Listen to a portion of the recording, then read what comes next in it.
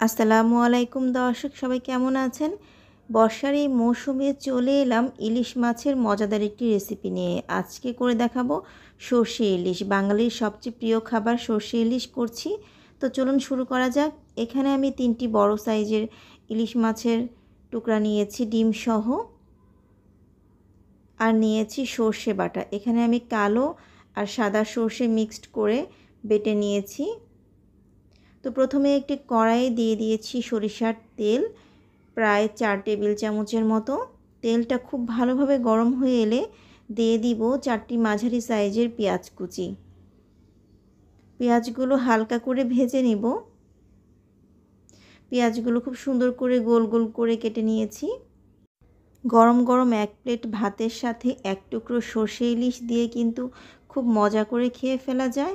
আমরা যারা ইলিশ মাছ পছন্দ করি তাদের কিন্তু সরিষা ইলিশের রেসিপিটা দারুণ লাগে। তো পেঁয়াজ হালকা ভাজা হয়ে গেছে, এখন দিয়ে দিচ্ছি আদা রসুনের পেস্ট 1 চা চামচ, দিচ্ছি লবণ পরিমাণ মতো, হলুদের গুঁড়া দিচ্ছি 1 চা চামচ, মরিচের গুঁড়া দিচ্ছি 1/2 চা চামচ, এখন দিব জিরার গুঁড়া 1 চা চামচের একটু কম। তারপর দিচ্ছি সরিষা বাটা। এখানে আমি প্রায় 2 টেবিল চামচের মতো সরিষা বাটা নিয়েছি। একটু বেশি পরিমাণেই দিচ্ছি কারণ আমি একটু গ্রেভি রাখবো।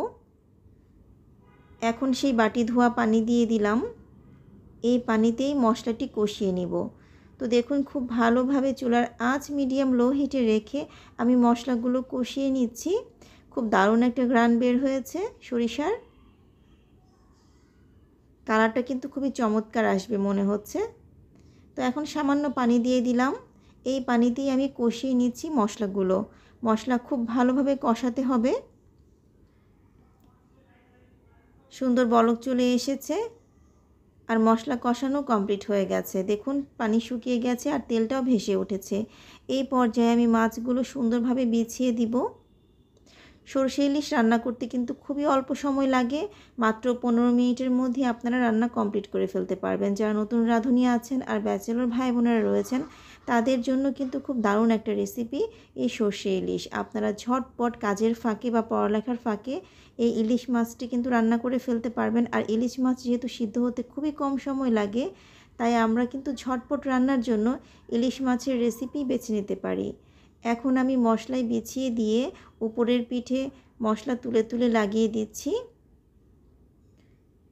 কিছুক্ষণের মতো রান্না করে নিয়ে এখন দিচ্ছি ফুটন্ত গরম পানি। আমি এখানে হাফ মগ পরিমাণ ফুটন্ত গরম পানি দিচ্ছি। মাছটা যেন অর্ধেকটা ডুবে থাকে এতটুকু পরিমাণে।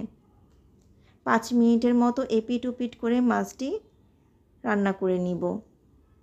তো 5 মিনিট করে 10 মিনিট পর রান্না প্রায় কমপ্লিট হয়ে গেছে। এখন দিয়ে দিচ্ছি কাঁচামরিচ ফ্লেভারের জন্য।